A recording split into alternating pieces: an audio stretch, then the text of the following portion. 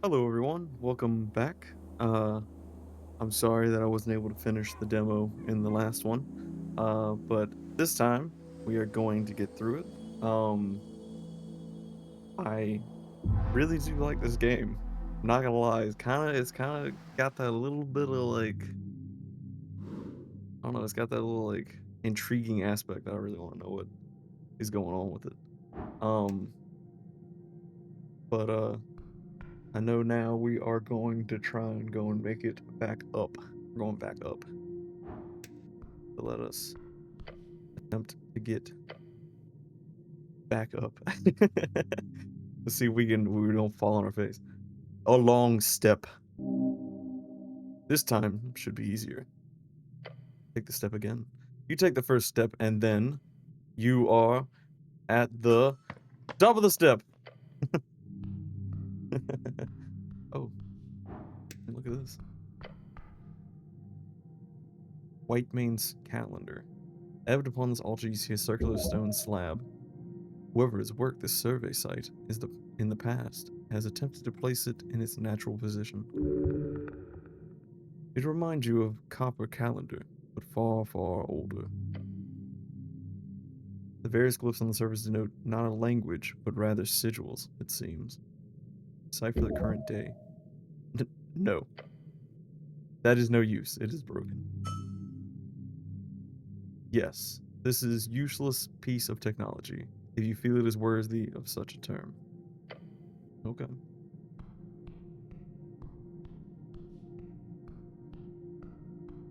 I realized until now, but bro got to walk, yo. He's like, yeah, I know where I'm going, but I don't.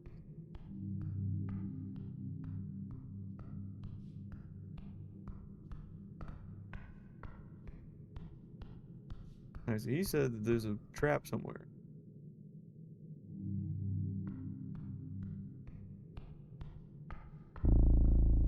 Oh God, the music.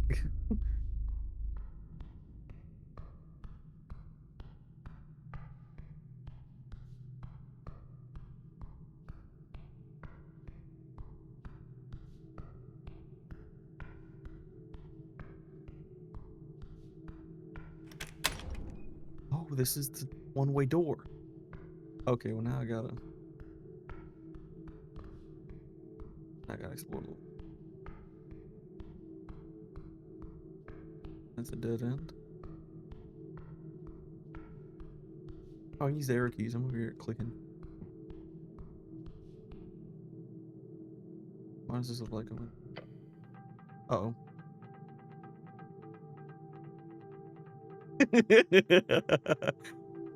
Everything suddenly goes very, very tight.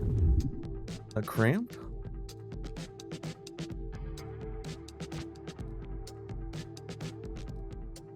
Attempt to speak. Trying to open your mouth, you feel it sluggish and hard, as if your body is fighting against every inch. Attempt to move. A wriggle is all you get. There is a more powerful force, a pressure all around you. The overwhelming weight of societal expectation. That too, but also something tangible. What's going on here? You can neither move nor breathe. This is possibly quite terrible. Hold on. Something's off here. Off. I can't move. It's some kind of trap? Oh no. Oh no, no, no, no, no. All around you, acidic gel. It is seeping into... Oh my God, I'm already about to die again. It is seeping into every crevice. By earth that burns. You appear to have been enclosed within a gelatinous cube. I see it now. You appear to have been enclosed by a gelatinous cube. A mindless yet dangerous cubic ooze, they are near impossible to spot due to their translucent nature and digest anything within their grasp with a horrendously acidic substance. They are common within dungeons used as both guards and cleanup. You are statistically likely to die here and now. No! Not like this. Not in this terribly embarrassing way. What kind of idiot just walks into a cube? Playing for gelatinous cube. This monster cannot hold you. You must fight. No one knows you are here. You are alone in the queue. You can escape. You're strong enough, right? A man is alone. Alone, you can survive. You will survive. Oh god, a DC at 23, dude? Impossible? You struggle against the incredibly hard mass around your limbs. Around everything. Train and push. You fight, yet your muscles give out after reaching just a little bit further. The burning continues inside and all around.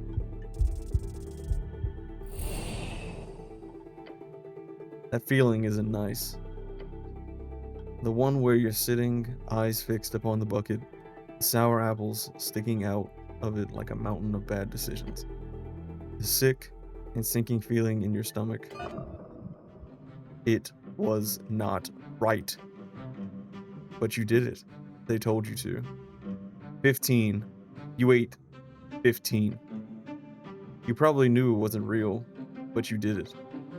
And when you walked up to those kids at the bottom of the pit behind the hills, Central Lower School, with that bucket filled with 15 apple scrut, they laughed. They chanted, "Evil. Little shits. Children are the worst." That's when you got that nickname that stuck around until your dad died, and you left the hills behind. They kept saying it. When you got mad, they said it. When you played along, mocking yourself, they said it. Apple Boy. Apple Boy! It's not even a good name. So uninspired. Yet you still try to follow them. To be nice. Play nice. Be a friend. Apple Boy! But eventually, they just started running away. Apple Boy! Each time you would try to get close, they would laugh and snicker and leave. And so the Apple Boy was all alone until the day he died. Is all. Dang. So that was like his last memory before he died. That's crazy. Alone. 'Tis an unfortunate thing, this lonely life, though many of us carry the burden of talents and oh so much great natural power. When the cold of winter falls and the trail grows ever so rough, it is but the animal of the pack which makes it to spring. A man without a brother is but a set of bones on the road. Whew. That's cool. Oh, you keep the save file. That's awesome. Wait, so I can go back? Always try again. That's awesome. Okay, well, since we only got like eight minutes into it, let's try again and not go that direction.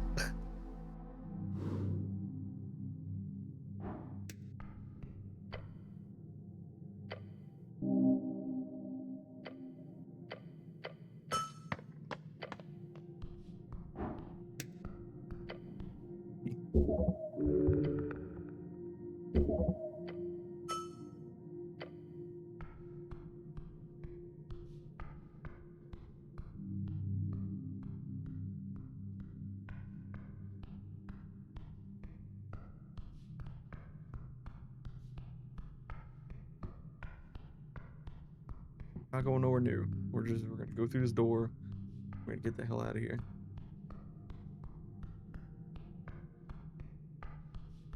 Oh, wait. Actually, we're gonna unlock that door, at least. Not since I know that there's death behind it, but I mean...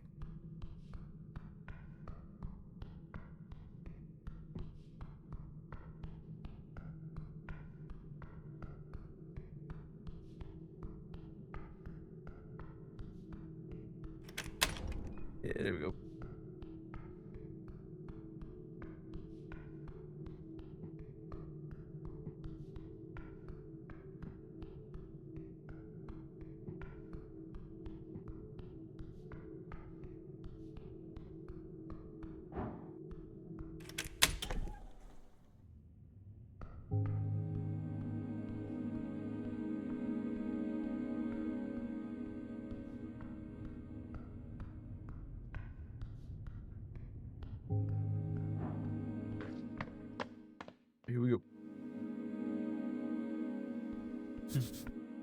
Good morning, cleric.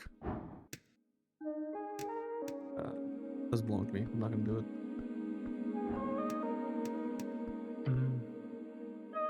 Biskin, local mortician. The pale man sits hunched over a stack of forms, busy at work, his pencil slowly filling out line after line. On the top paper, you see an icon of serpentine drake. Of a serpentine drake. A great perch. These are official documents of the city.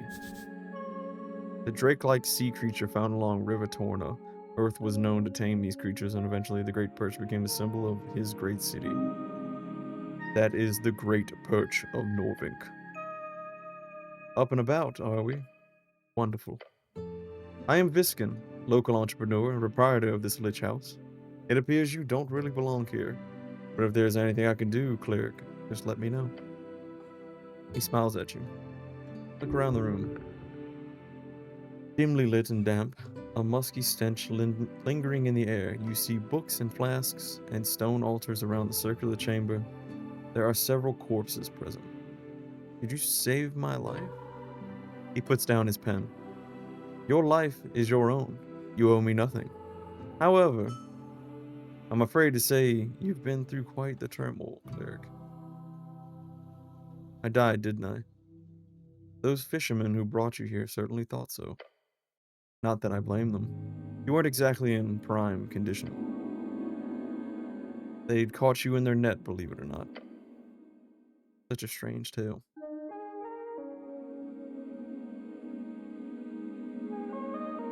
How did I end up in a river? Not a river. The river.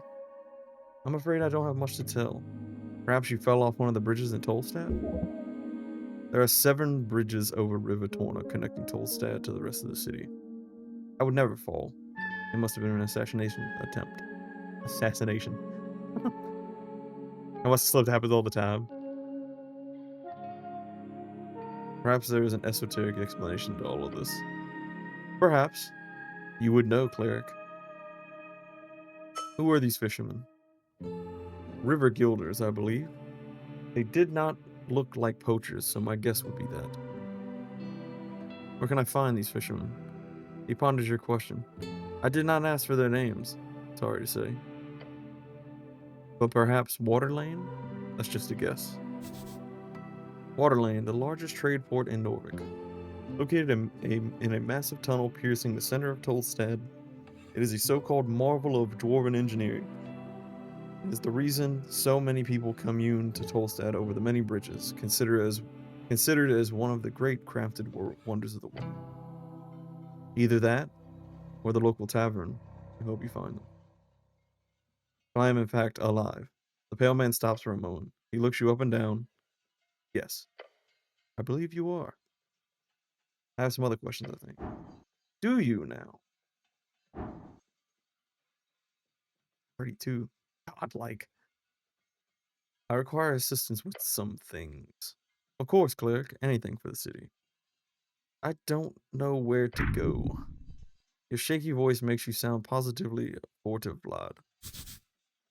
Dwarves word meaning desperation, anguish, hysteria brought on from mental pain. I don't mean to tell you what to do, cleric, but there's a certain rumor that our local goblin chieftain is waiting for you. Goblin chieftain? Lady Miska Sageleaf is her name. She is down in the Goblin Garden. Of course you've heard of her. Lady Sageleaf is quite famous. Yes, I do know of her. She leads one of the 3 goblin tribes exonerated by Earth after the conquest. They call her the Dragon of Tolstad. The goblins live in a garden? Well, not quite. You'll see when you get there. And when you do, make sure to pay your respects. Lady Sageleaf is a powerful ally. I would even go so far as to call her de facto lawkeeper here on this island. This goblin is no lawkeeper. Only the city rules. Earth rule. Wait, is this a part of the job? Talking with some petty goblin queen? You may find her at the southern tip of Tolstad. The pale man says and keeps scribbling on his papers in front of you. Oh, me, cleric. I did, yes. I am the cleric. Good for you! Your purpose is here. You serve the city as a cleric of the river. Though, I'd love to ask, what type of cleric are you? Type? Yes, if you are a clergyman, you might run a congregation for a local religion or deity. Holy man on a holy mission. Then there are clerics of bureaucratic variety, city officials speaking for the religious state. You, however, must be an arcane cleric. No, I am the chosen one. You are correct, I am an arcane cleric. I figured as much when I saw your spell book. Or do you call it a prayer book? Either way, you clearly play your strings as much as you channel this divinity. So, what do you know about spellcasting? Quite a bit. Can you teach me magic? A slight smirk creeps across onto his face. I sadly don't have the time for a proper lecture at this moment. After the election, I can make time, if you're interested. Until then, you are free to browse my collection, he says, glancing at the many books along the western wall.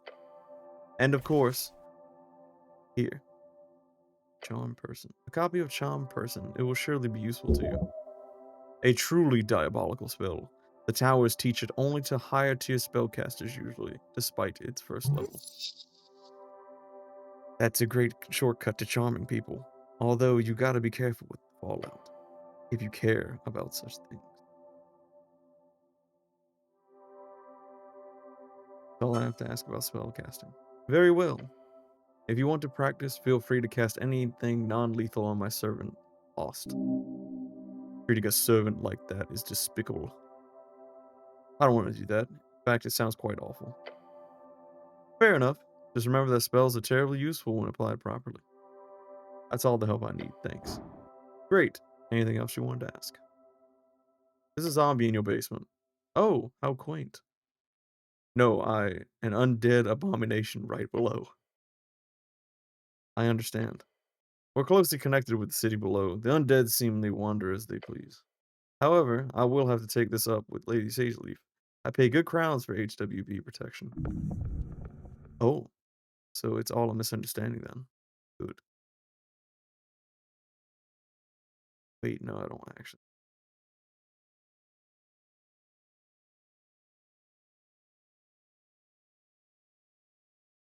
I kept moving apples. Well, I defeated the zombies, so no need to worry. Well done, cleric. What would we ever do without you? Oh, I noticed the zombie had a fancy magical tooth. Did it? How strange. Gives you the sideways glance. How did you notice this tooth? Guess I have an aptitude for esotericals. It was shiny. I like shiny. Guess I have an aptitude for esotericals. Of course. Yes, it was easy to pluck out once the beast had been slain. Of course. Well, I hope you make good use of it. Magical items, even minor ones, can be quite handy. You don't think it's cursed or anything, do you? You think I should put it in my mouth? No. Show him the tooth. It has these strange esoteric marks on it. Do you know what they mean? You glance at the yellow trinket in your hand. Those are glyphs of Nimmenberg. Necromancy. Although in your hands there's no more than a common esoteric trinket, I assure you. The bellman stares at you. They kept moving apples down there. Oh, the apples? Fascinating behavior. He does not appear very fascinated.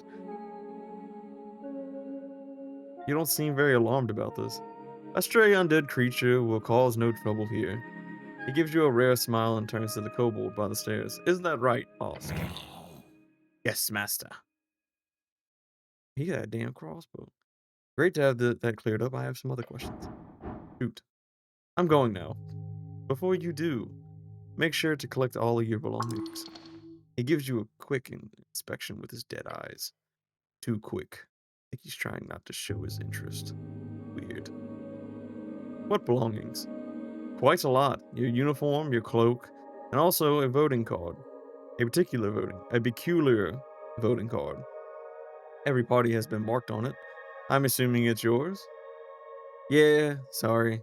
I'm indecisive. Mailman ignores your comment. I asked Austin to lay the surviving pages of your spellbook to dry. Over there, he says, pointing across the chamber. He then looks at the pocket watch on his desk. That is an esoteric pocket watch. You may have it, cleric. It will surely prove useful to you. Beyond that, you should be good. Did I have any weapons on me? None, I'm afraid. They must be at the bottom of River Torna. Damn. You have to pick up something new? Maybe a warhammer. Good. You don't need arms in the city. You need heart. Got it. Paleman turns his face towards you and smiles. Unnatural. If only every government employee were so devoted as you, cleric. He gives you a stern expression. Good luck on your quest. Time to go. Look at that, he's cute. I know he steals his mushroom. The red eye of Earth. Your left is marked across the bands. Today is a universal sign of magic. I'm not gonna dig through a body. Not up here. Wait, is that a ruined prayer book? The book is ruined. Most of the pages, while dry now, have been completely drenched. Only a few pages of the soggy, brackenish, papyrus pages are readable. They appear to contain some type of undecipherable symbols. Ascani writing, of the most basic kind. Wait. Oh no. Someone has attempted to try this to the best of their ability. No! No! No! By Earth. This is your prayer book. So many hours wasted. You would have to rebind the whole thing. It is ruined. That'll cost a fortune. A chant book is able to sustain humidity, not underwater excursions. You should have protected Earth's chants more carefully. What a disgrace.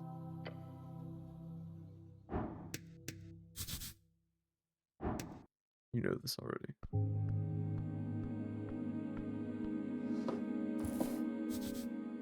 Those slabs are designed to slide along the iron beams. Interesting. Oh, cool. They're like, yeah, they're cool. You flip the tome open. There are fine and handwritten letters scattered across the pages. While the symbols appear to be readable, you do not understand the language. De verbis draconium ars occulta. The author's name appears to be Callium de Minori. Diminor. Anyone who has used this term for anything modern is either an anti-priest writer or lives under a rock. I need to get my hands on comprehend languages. You do. It is highly annoying that you seem to have lost your memorization. Find a spell scroll. Maybe you can buy it somewhere. It's fairly common. Can I try to read it? No. You have no idea what this means.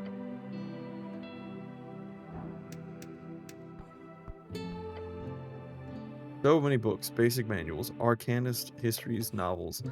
Some of them stand out to you as classics. It could be useful to refresh your mind. Books taunt you, bookishly.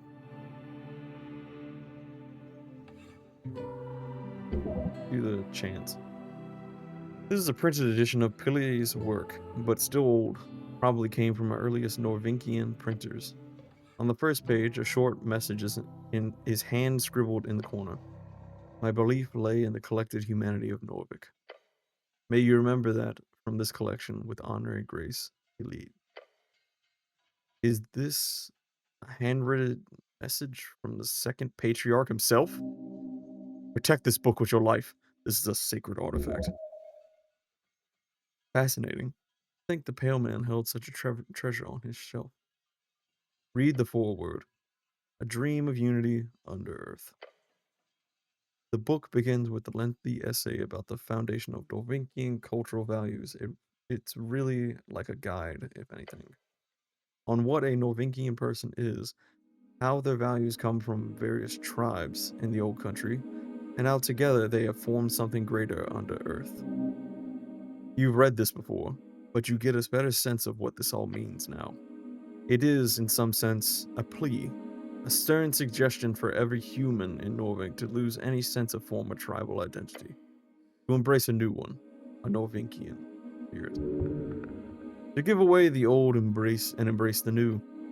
It is not a completely bad move to unite a folk, it is to build commonality, to lower inequality, and although of course there were many direct ways the state at the time made sure that the old did not remain in the shadows. Violence and oppression at times. The text directly explains how a new Norvinkian culture will help the city grow and fight against any inequity and injustice through unity, mainly by being generous and not hoarding wealth, among other things. Ha! A naive thought. Then finally, it does touch upon the connection with dwarves as well, and how the Norvinkian spirit is not contained within humans only. It is not just blood, it is sweat and tears as well. Those folk who unite with us will not be seen as an other. No, they too are Earth's folk. They too are Earth's guard. That's a long ass foreword. Yeah, it's like 5 pages. Old man likes to ramble. Read Torna's lament. I went with you to foreign shores, my lord, my guard. I pray you keep from harm the beasts, each shard a proof of your devotion. Thus I give myself to your folk. I give my life for a home at the river, in that sliver of land, to vanquish the beasts who roam, the evil who lair, the fires that burn, to build a life along the river. Every shepherd knows the song, it bellows up the river. Earth lives in that sliver of land. It is your favorite. Close the book. You shut it, looking upon the title once more. Collected Chants of Norvik. Place the book back on the shelf. You do so, it fits nicely back into its slot. This book does not deserve your toxic presence. If you were stronger, more capable, then perhaps you could have carried that weight. What? You really want the book? One day it could be yours. This is very confusing. I'm just putting the book back. There's some issues with stealing going on here. Just ignore it. Let us forget this for now. The book stares at you from the shelf. Read folk tales. Opening the Trill Sister book shows you an index of several tales, many of which you heard growing up. Stories for children are useless. Do not waste time here. Out of the tales, you see the one you remember the most, the one about the gnome and the titan. This story always spoke to you, mostly because of the unlikely friendship between the two. Read a little and large. In the old days, when dragons ruled the skies and titans wandered the earth, there lived a gnome named Abacus. Known far and wide as a half-wit, whether by fate or folly, he often found himself in the oddest of places, and so was that he stumbled into a deep valley of Asukan. This valley was home to Ka Yamor, the Mist Titan, a colossal being with fur as thick as the ancient forests and limbs that clutched the very mountains. His upper body was hidden in, of course, perhaps made of the swirling mist that filled the valley.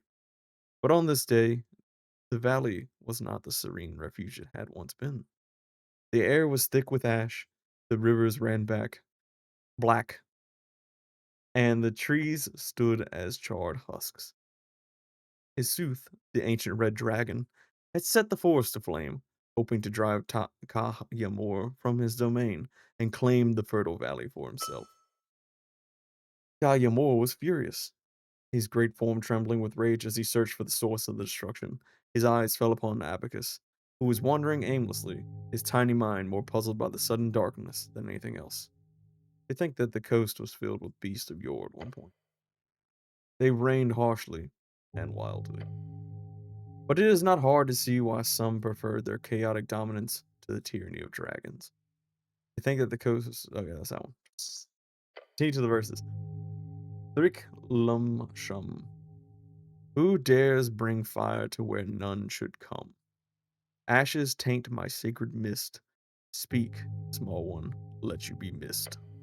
Abacus looked up, squinting through the fog, and scratched his head. Fire?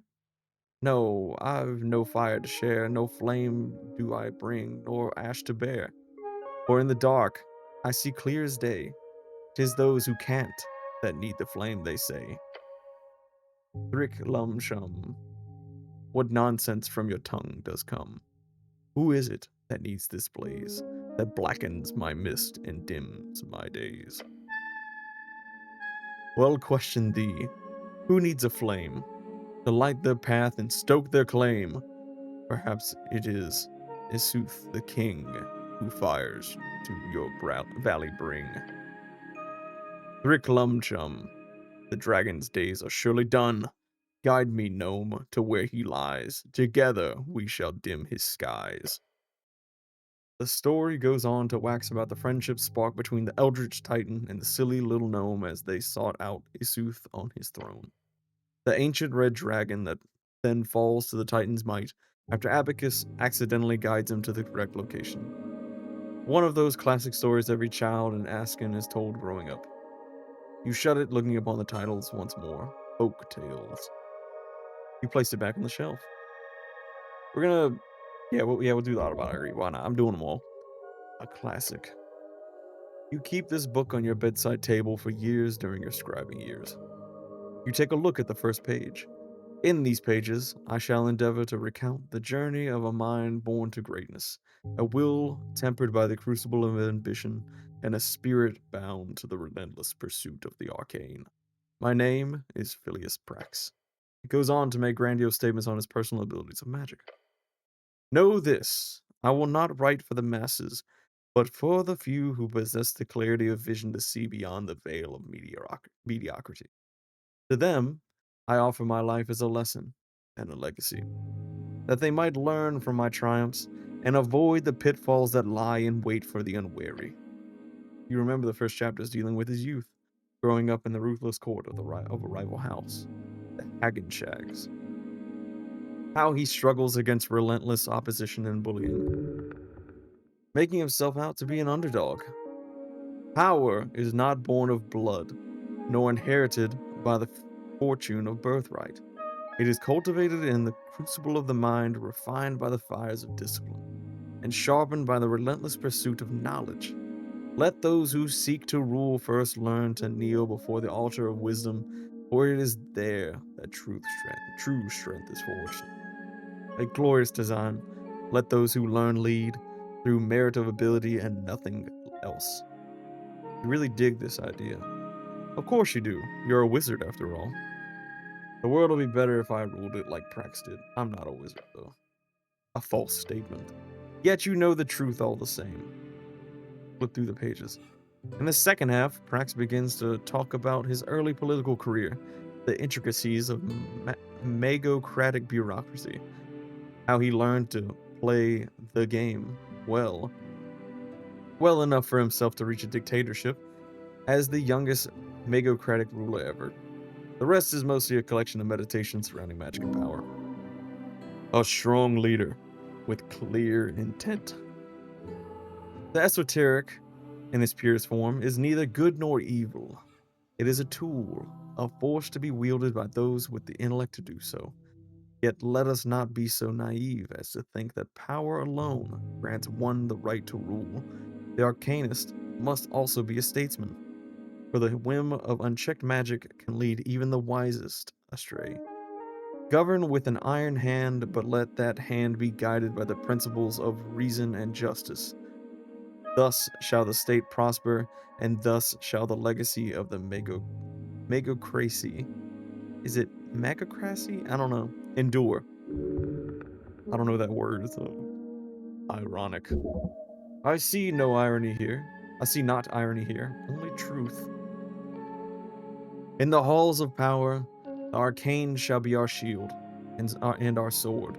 Yet remember this, the arcanist's duty is not only to himself, but to the state and his people.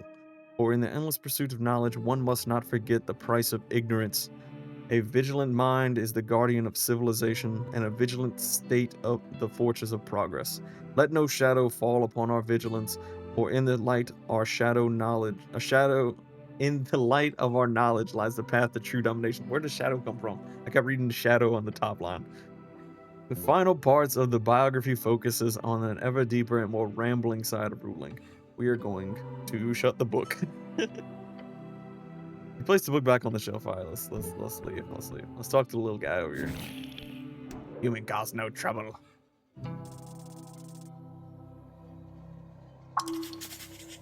Behold, at 9. DC 9. This one is quite hostile. Stay on your feet.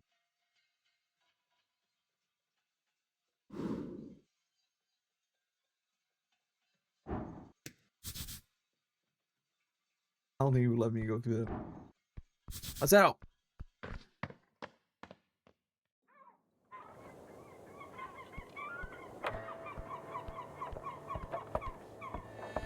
Oh wait, what's this?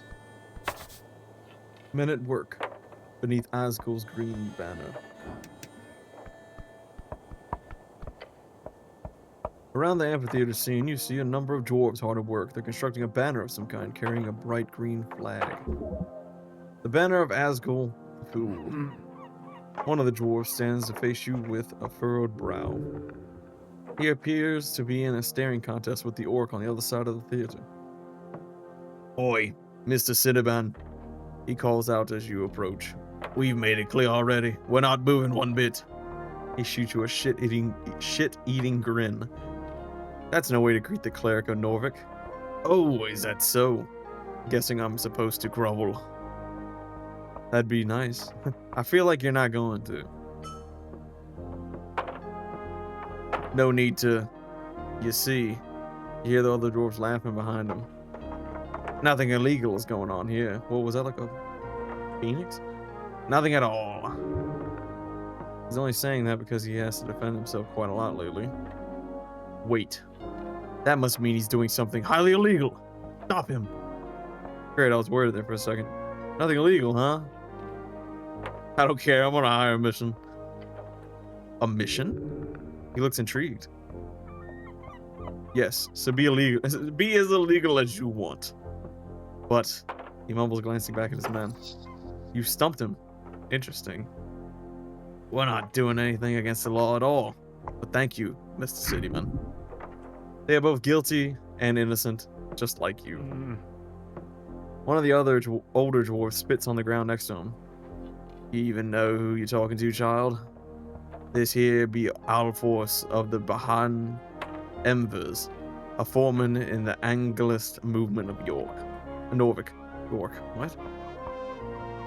He's done more good than all of you Earthguard combined. A true speaker for Asgul.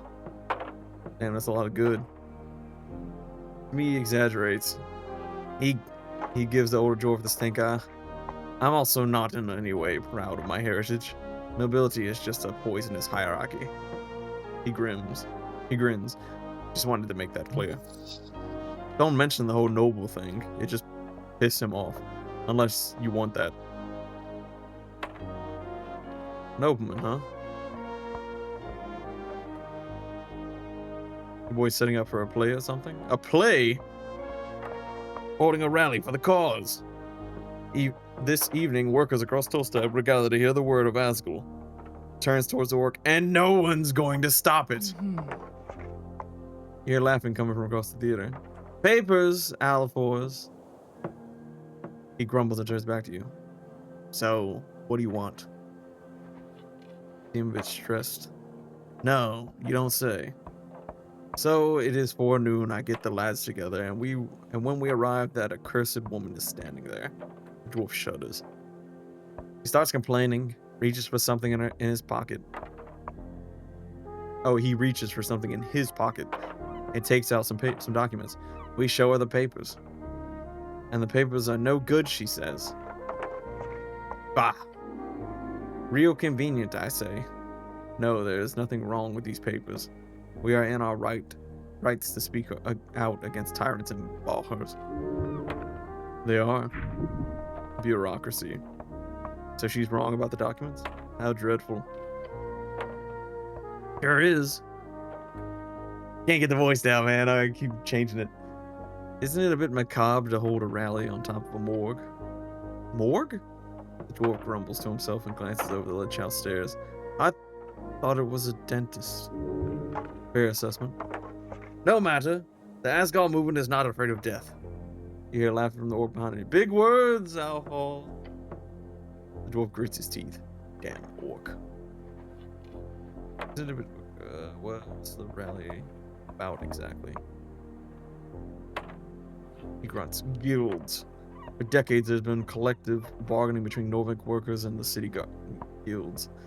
Say, would you want to about Earth, but he kept... Say what you want about Earth, but he kept a tight leash on the upper class of this city. Blessed be his name. Yeah, but look, it ain't about the same since his death. The Free Striders have burrowed into every Dawn power structure, from paper boys to bookbinders. In less than a dozen years, salaries have stagnated and prices have gone up. They said Free Striderism would make the city rich. I say it makes its people poor. We need change. Dear to convince a bunch of Tolstad workers to vote for the Asgulus party? More or less, yeah. But it's also about the spirit of community. Together, we can fight against the purchases of our labor.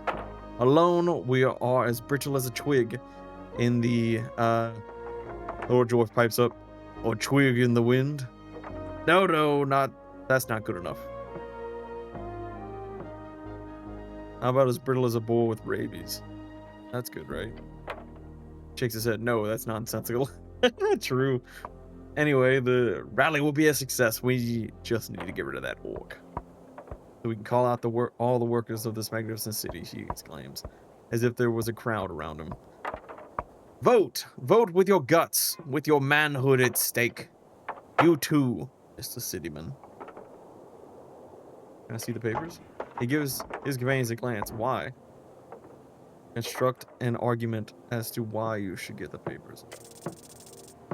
Well, I'm not gonna get him. This idiot won't listen to reason. He's beneath you. Just say anything. I want to help so bad. I want to see who's in the right. Come on, I want to screw you guys over. I want to so much. I want to see who's in the right. That'd be us, Mr. Cityman.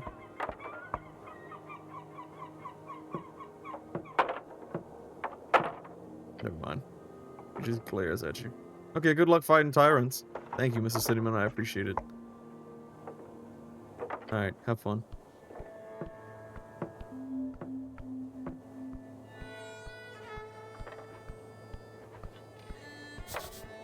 This jerk effect in this place, something stopping rainwater.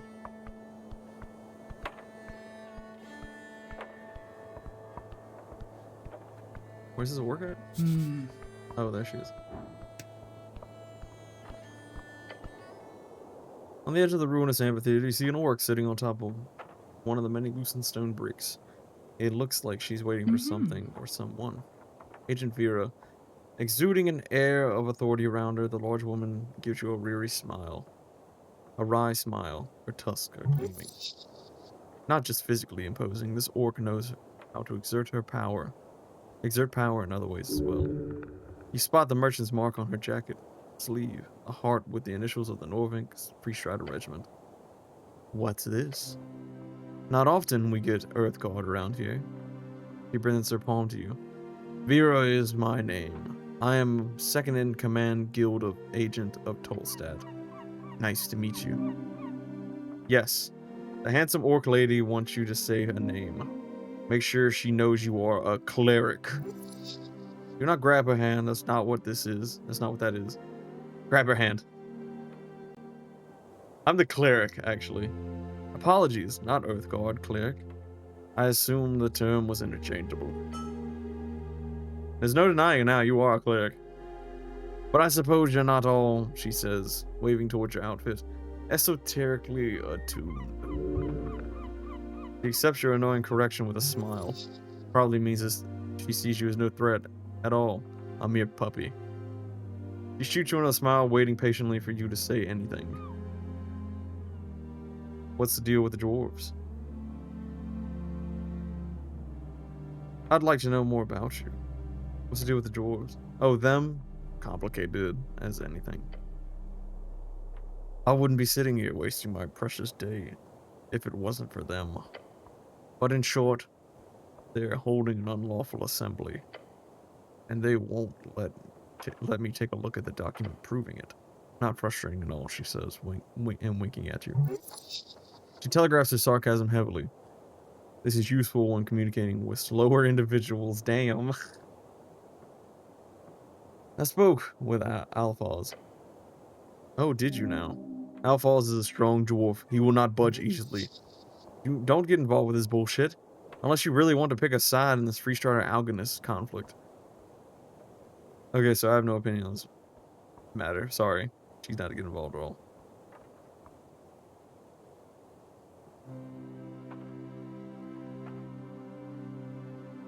I will say this. I mean, that's true. Such a powerful declaration. Yet I don't see any proof whatsoever. Or any real argument either. You're just trying to stop them from holding a lawful rally.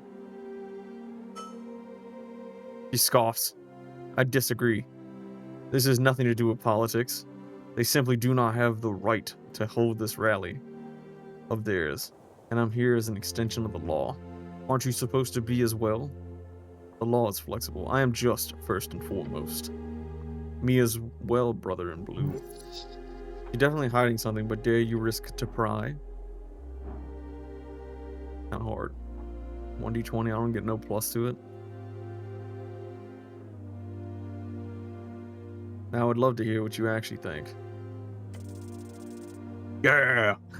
Figure out why she won't let this go and make her leave. You get a feeling of unease as you imagine this from the perspective of a formidable woman with lots of pride. Her accomplishments are glorious. She's achieved so much, yet she's sitting here performing this meaningless task.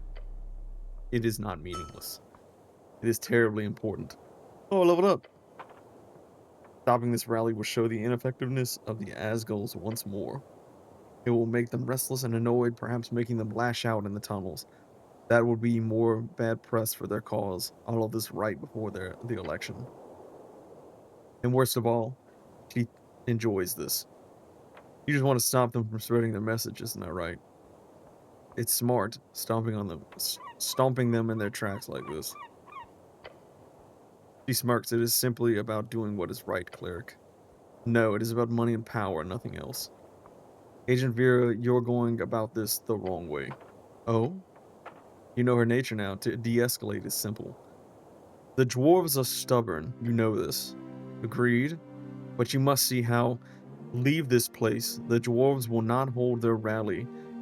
They are proud, but they are not stupid. She stares at you, waiting for you to continue. Were you to go away, admit soft defeat, they would not hold their rally. They will leave as well. She hums to herself. You speak this with such confidence. You know it as well as I do. She leans her hand, glancing over to the working dwarves. I never liked diplomats. She stands up, her figure towering over you. Little earth guard, or cleric, or whatever you are. Tell your friends they win. Done playing. She grabs you by the cuffs, pulling you closer. Being dragged around by this creature makes your innards churn. What the heck? She take a max HP from me? She stares into the slits of your helmet. Don't expect any assistance. She releases you from her grip with a foul expression on her face.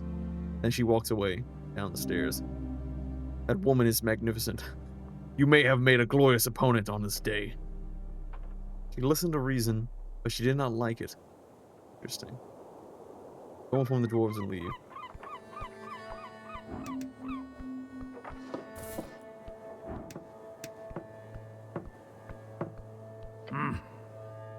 You just up and left? Dwarves look around, look at you in stunned silence. Alphaz smokes and bells out. The beast is felled, boys! They all cheer. Woo! Cheer with them. Alphaz gives you a hard pat on the lower back. Amazing work. To just have her walk off like that. I've never seen an Earth God dispense justice in such a gilded manner. Truly a wonder to behold. The dwarves quiet down after a series of hugs and roars. They look at one another and then their leader. So, the older one speaks up. What now? Well, you hold the rally, right? Shit. We can't stay. The dwarves grumble. We can't stay. Pack it up, boys. We're heading off. Why? No choice. We're getting screwed from every side here. I'm not the type of fool to fight battles I cannot win. The dwarf turns to you and sticks a finger in your face. You're a strange lad, but I see some good in you. If you want to make us some real change on Tolstad, then join us. Find us down at the crossing. Alphonse and his band of dwarves pack up their stuff and head off. This dwarf is an extraordinary man, albeit prideful in his ways. You made friends with the Asgalists on Tolstad. Great, I've solved a conflict. I have leveled up. Crystals. Okay. This, like... Oh. Do I just get 1 point? Oh, fuck, I do. Alright, well. I get a +1 wisdom. And charisma is not really a big deal. Since I get +1 in strength, that's what we're gonna do. Oh, someone's left a hammer. Well, you might need a hammer.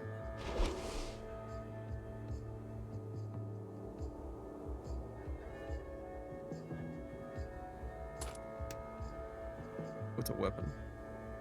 Strength 1 was... That means I'll lose my... Wait a minute.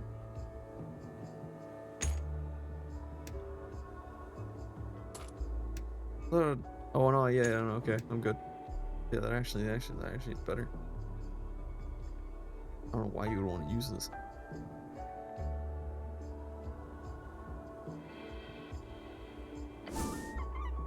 Pick up this surprisingly thick piece of paper while shaking in his hand. With a shaking hand, the card is slightly torn and has clearly been drenched at some point. At the top it says Rosk Court in a big bold lettering.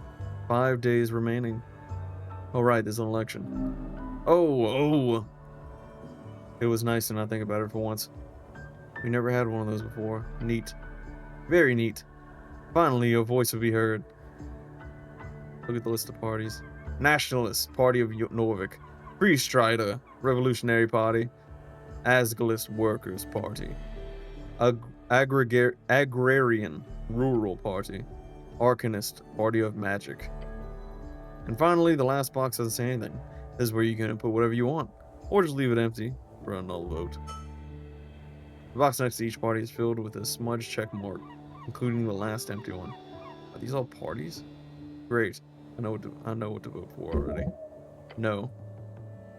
There are a dozen other large parties in Norvik. Most have been subsumed over the last few years, such as a cleric, as a civic league of progressives. God, I can't read right now. The Torch Union, Order of the Scales, Hedonist Party, and the various guild parties. I use all my brain power reading those books. The Gregarians and Arcanists are the only ones who have not joined a larger party or fallen aside. Good to know. Alright.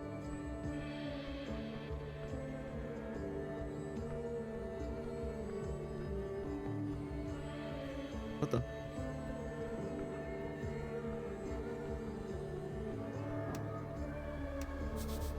Drunk Sphinx opens at 1800. Oh, at night. We get here? I just walk over the ledge. Yeah, that makes sense. Lavender. A rotten apple. Oh, so this is an actual apple. Who's this gent? The Lassos, oppressive landlord, a large merman sits by the sea. Cleric, he says, without acknowledging you further. His voice is deep and bubbling. Greetings, citizens. I am indeed the cleric.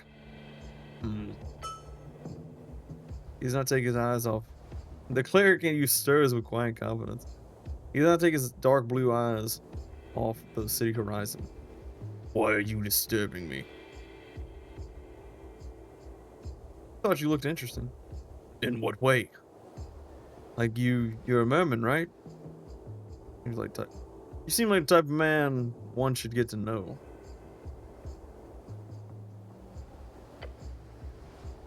He nods slowly. Correct. Merman looks at you with a pair of deep eyes. The Lassos is my call. You stand in my garden. Your call? My name. He enunciates slowly. You live here? No.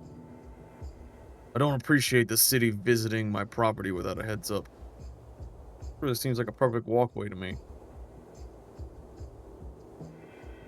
I apologize. Good. But while you're just standing there, Keep an eye on the second pole.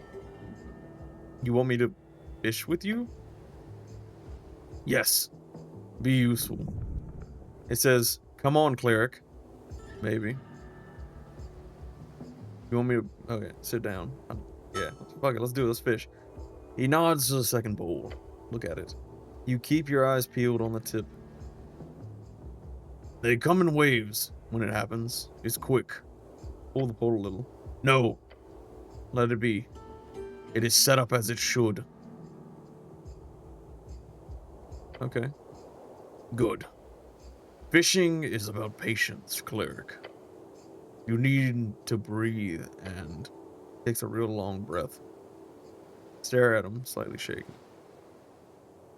And watch. You're professional, eh?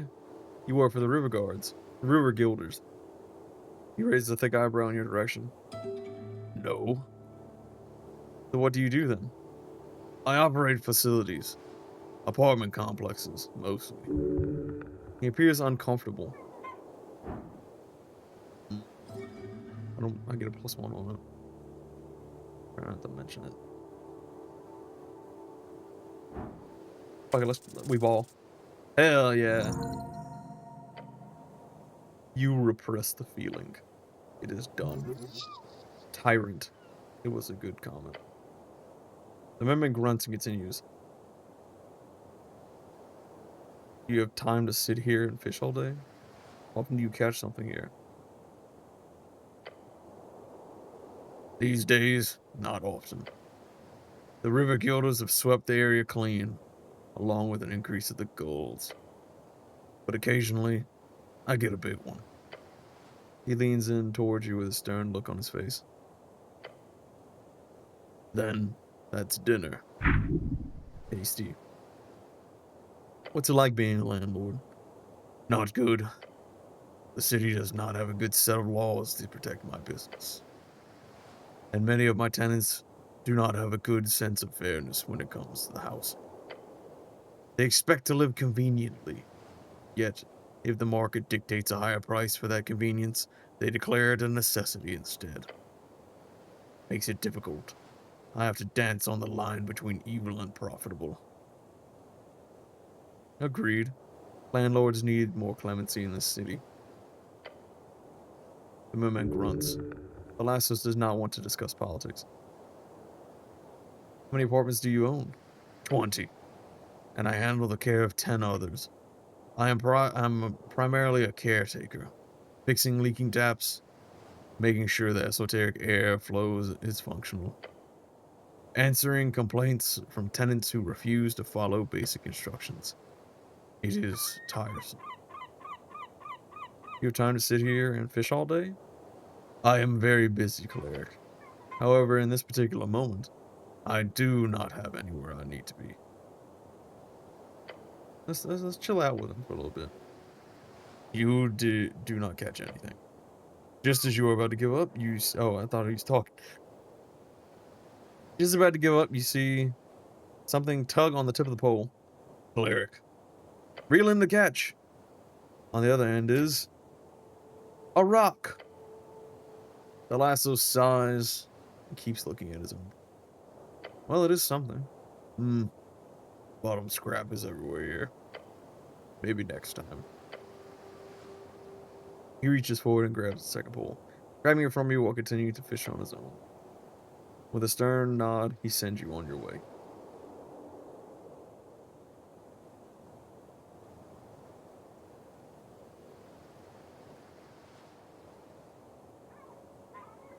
You know about the tea shop? It burnt. It burnt up. Yeah, I know that part. Moment stays silent for a while, then he mutters to you. You need to find out what happened. If it is an esoteric error with a fireplace. If it happens to more units in the area, I could be affected. I would personally hold Magistrate Darrow responsible if it does. Magistrate Darrow cares a lot about your units. I don't think the Magistrate gives a shit. You can't talk like that about a city official. I don't think it was just an esoteric error. Find out for sure. Do your job. I've spoken with Misko on the topic. We both agree. You must figure out what happened, cleric. Make sure it does not happen again. We'll see. Pretty complicated. Yes, sir. He grunts. Who are you voting for in the election? I'm voting for the Free Striders. That's dumb. That's exactly how some people would be. I have no strong feelings on your choice. However, I must thank you for sharing this deep part of yourself. It makes me feel like you are opening up to me. He actually turns to face you with an disgusted expression. Then he turns back and keeps on fishing. You wouldn't happen to know anyone in the fishing guild, would you? He glares at you. No. It's just I fished up the river by them and brought to the lich house, so I just wanted to check up on that whole business. They did not bring you to Visken. I did.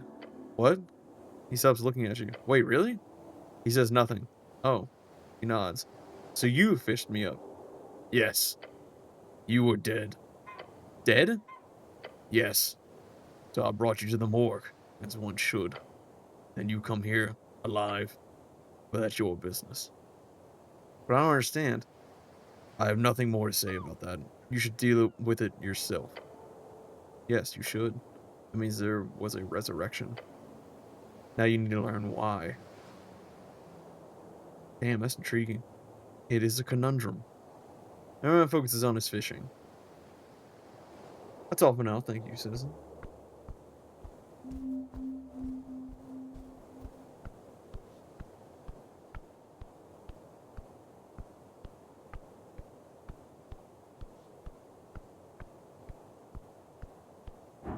I'm having to rummage through the fucking trash, dude. It's crazy. Like a little kiosk boy. Hello there, sir.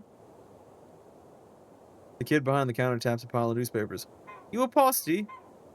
The fuck did you just call me? Well, what? Do you read the? I'm asking. You scared the poor boy. Ah, the Post. Yes, that is a good magazine. The kid looks distraught. Never mind. Welcome to the pillar kiosk. How can I help you today, sir? He looks around. Do you want to buy something?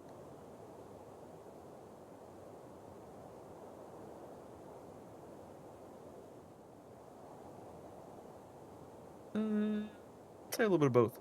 Yes, I want to buy something, and also I have questions. Questions? About what? City questions. Okay. He looks down the road. Not too much traffic lately, so sure. If my boss shows up, you gotta buy something, though. Haggle.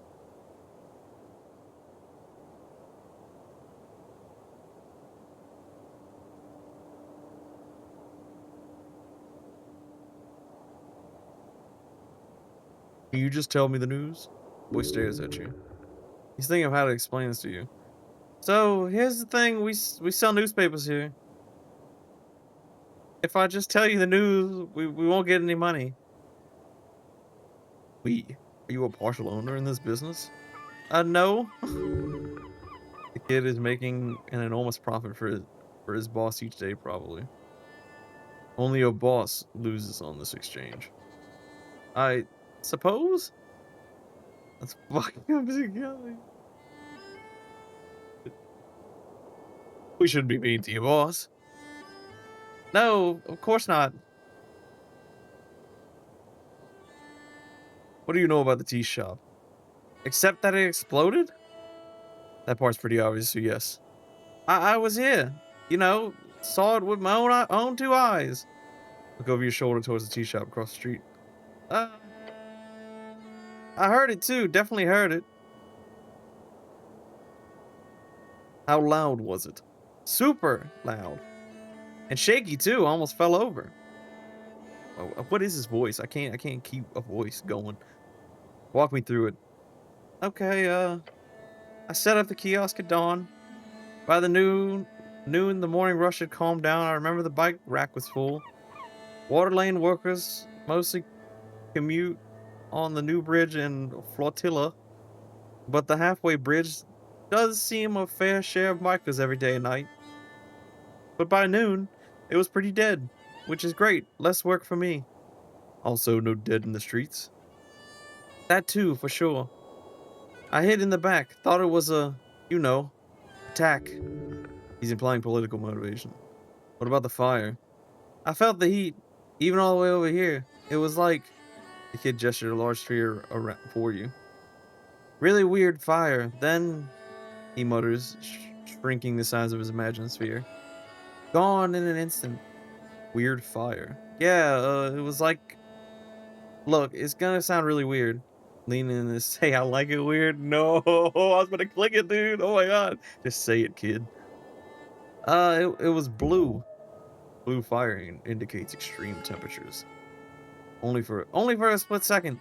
When I looked again, the whole building was on fire, but it was normal looking fire. So I might have just imagined it. Interesting. Yeah, you're explaining it. Yeah, you're imagining it. Did the fire speak to you? Stares at you. Like a conversation? No, like a divine message or something. I don't know. I don't know what that would be like. Do you see anyone suspicious? Not really. Just the normal types. A goblin was arguing with a human by the temple. Just some mild shouting about some business thing. Otherwise, pretty dead around noon here, actually. Usually. Anything else you noticed? Yeah, sure, I did see Mr. Drummer. He's the owner of the tea shop. Former tea shop. Usually the tea shop opens in the afternoon on work days.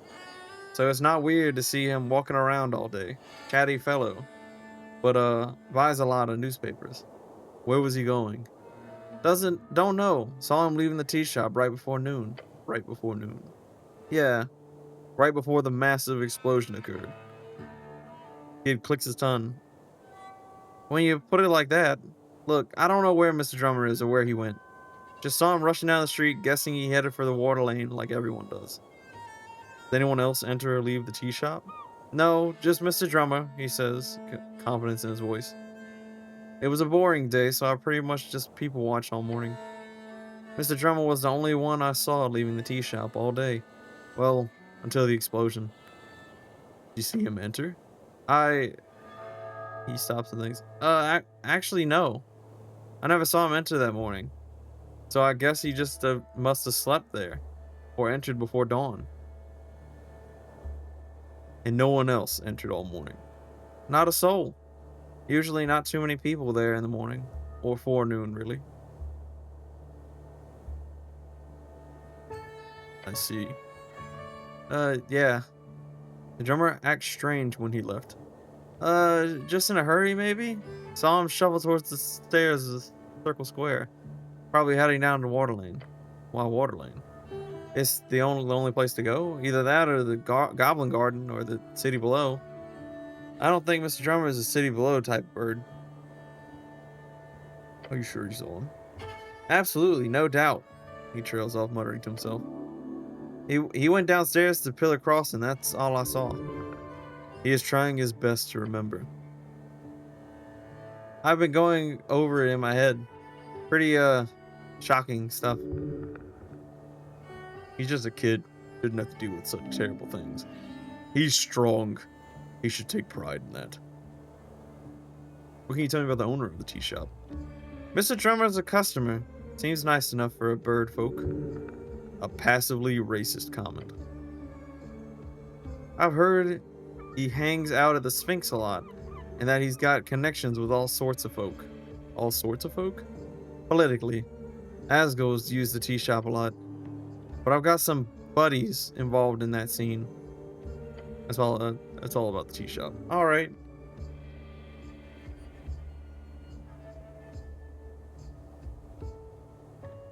I feel like Hex Weekly are probably like a spell. This is the news. That's the news. Wait, what's this? Do Hex Weekly. Great choice. Only paid 19. Hey. Women's magazines are really popular these days. What? I guess I should have known that. Even among men.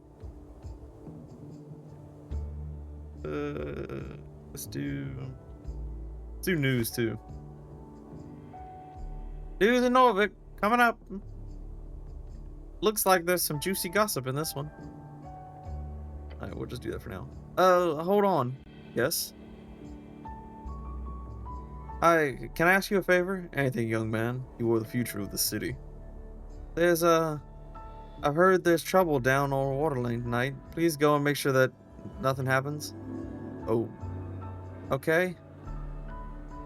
What do you care if there's trouble on Tolstad? I'll do it if I can. Please, give him a quick nod and leave. It legit is. Wait a minute, these are like things I equip? Oh shit. I guess when I'm talking to people, I could just like equip these things. Can you equip text here? Oh, it goes here.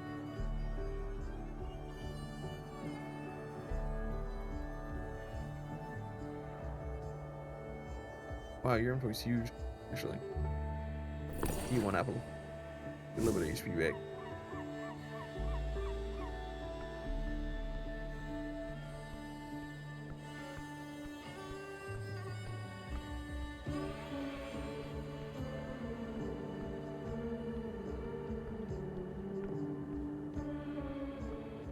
Hey, where's the tea shop? Oh, is this it? Oh, dang. The name of the tea shop is illegible. Amidst scorch marks and cracked masonry, you approach a doorway. There are several planks blocking the passage. The tea shop. Take a peek inside. Rip these planks aside. Let's get to work. Fastened with several nails, you also see a paper. At the top, it says with bouldering lettering, City Notice, no trespassing. Does this include me? Perhaps, perhaps not. Try touching it. Touch the planks. As you do, subtle ripples of blue energy appear around your gloved hand. It is sealed. As you move away your hand, the faint aura shimmers in the dark translucent blue and then fades away. Standing near the door makes it clear that there is a locking spell cast on it. Standard procedure for crime scenes. Rude to lock people out. Crime scenes should be public viewing. Remember that you are here on behalf of the goblins. You still have not spoken with their chieftain. To complete this quest, you should probably do that first. Look beyond the planks. You catch a glance at still shadows beyond. Counter, fallen wooden beams. This place is a mess. A scorched mess. What kind of magic is this? It's arcane lock. Casting into a bunch of planks is unorthodox, but obviously they're guided working. It is used all over the towers. You need a passphrase to unseal it. Nothing that can't be solved with testosterone. Trying to force an arcane lock open is idiotic. Don't. I can still break it down, right? Look around at the scorch marks. The marks go far. The flames must have been enormous. Very clear signs of esoteric power. Check out the trespassing notice on the planks.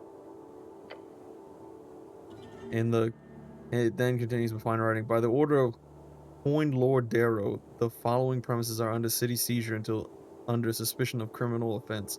Unlawful trespassing will be liable under 13 holster contempt. A collection of laws surrounding the lawful arrest of citizens. The law is the law. I should leave for now. Oh, got some money back. Hey.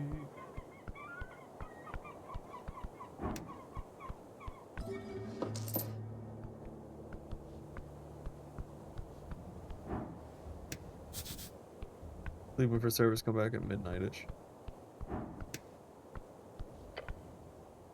Handful of bicycles. Bike rest station in the city are usually as locales with lots of stairs. There's a stillness here, an uncommon sight at the heart of the city. This particular bike is yours. Check the chain lock. You lean in and take a closer look. The rusty chain seems pretty well wrapped so hard around it the tire that it would be annoying to get it off even if you had the key. Why would you wrap it like that? Good. No one will take your bike. Not even you, apparently. Wait, this is my bike? Yes, you fool. Keep it up. Keep up.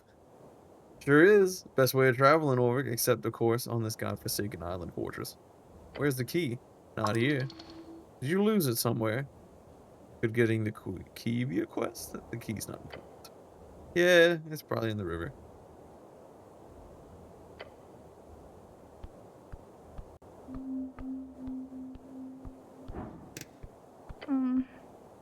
Where is she?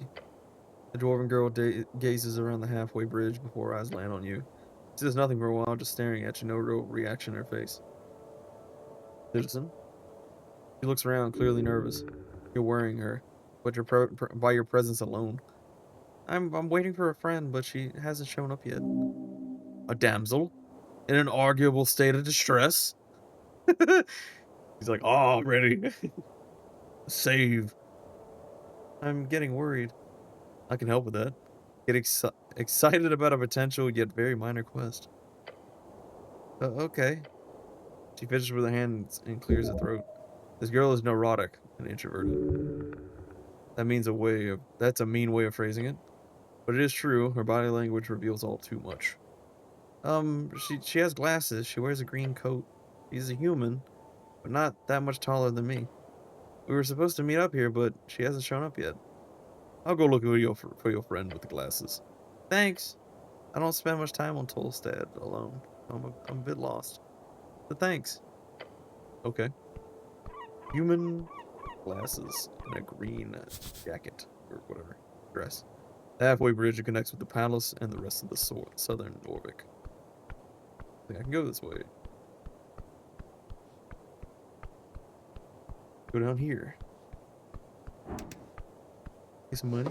Ooh, got money for days now. That wraps around. Oh, what is this? Old faded posters near the wall. They're unreadable. Actually readable posters. They're still kind of old. Arrows land upon a series of paper nailed to the wooden facade.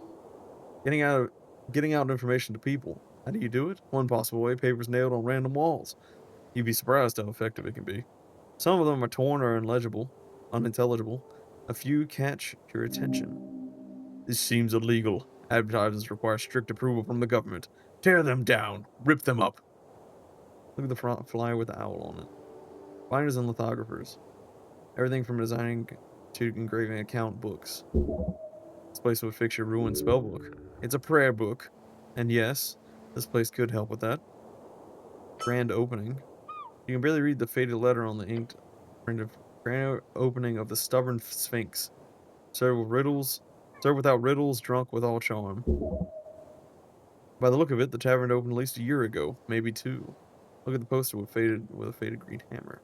A sun-faded symbol covers most of this large poster. It's a hammer printed with green ink. Azagalists. Those who share the plight of the common folk. Gather, ye workers! Asgul said, no gods above, no king below, only folk. Rally on March the 22nd. PS Circle Square. Up. You can't just gather people like this. The city is surely against this type of erroneous, collectivistic behavior. Rip down the poster and tear them to shreds like a good man. No, we're not gonna do it. Why not? Okay, can you talk to her? Kitty cats? Can I pet the kitty cats? On the ledge overlooking the garden, you spot a black cat. Calm as it be, it doesn't even care that you are stomping next to it. A proud beast. Treat it with respect, and it shall treat you the same. I'm gonna speak to the cat. Hello, I am from the local government. The cat lifts his head up. Its dark eyes squint at you for a second, sniffs in the air, and then ignores you once again. Wisdom comes from knowing when to act and when to not. If you wish to hold a proper conversation with this magnificent creature, you need to find the first level spell, Speak with Animals. Pet the cat. You reach towards the cat's head and meets your palm and nuzzles up against it. Yes! Glorious! It appears to have enjoyed the pet. What do you know about the tea shop? The cat does not turn to look at you. Who are you voting for in the election? The cat stares at some seagulls flying by high above. Cutthroat. Sharp eyes on the prize. A free strider, no doubt. A noble creature protecting his home. He's a true nationalist. A bestial force, ready to spread his agalism, of course. Enjoy your day, citizen.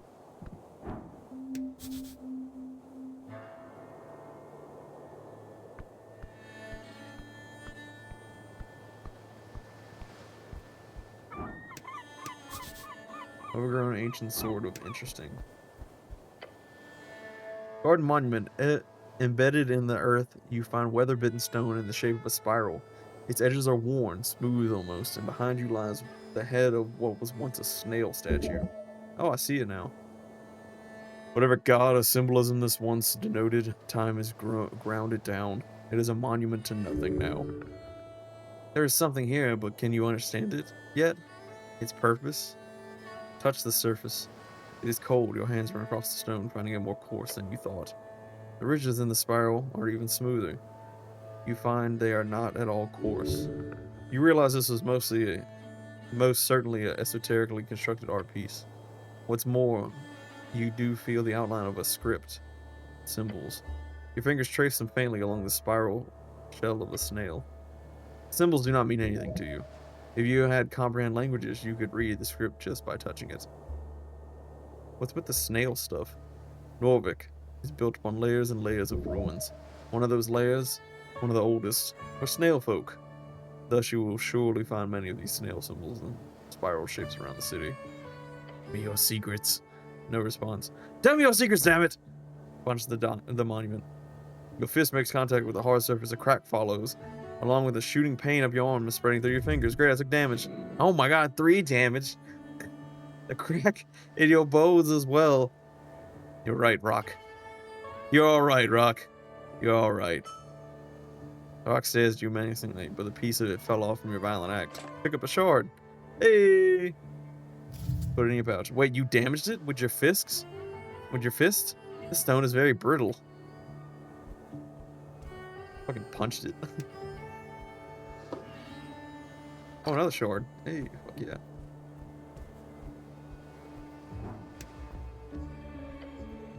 You look down at the pipe. Crawl inside now. If you had a smaller companion, you would be able to ask them to crawl inside, perhaps. I'm not going to crawl inside. Your gut tells you otherwise. I'm done here. Oh no, there's a little goblin man. Sleeping. You approach the shrine. Pray. Saying that chosen monument, you focus your mind, take a deep breath, and begin your prayer. And tranquility. Contemplate the tea shop owner. A bird folk on the run. His shop is in ruins. What sort of business does he conduct there? Contemplate the troublesome activists. They are young and brash. You've been there. Both sides want what's best for their city. Perhaps that is the solution? Contemplate your class. Identity is not easy.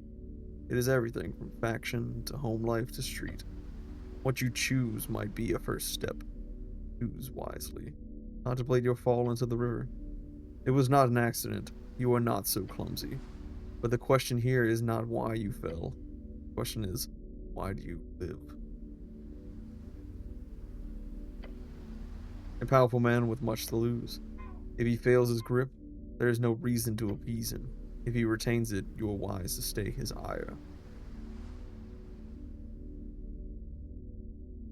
Finish my prayer. You do so.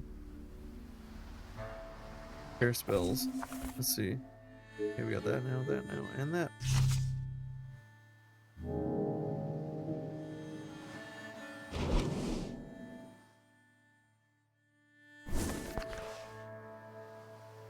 Crap.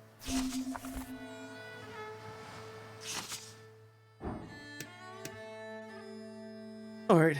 I know I said I was gonna finish this demo in this next one, but honestly, I still feel like there's a lot to get through. So I think I'm gonna leave it here. And I will see you all in the next one.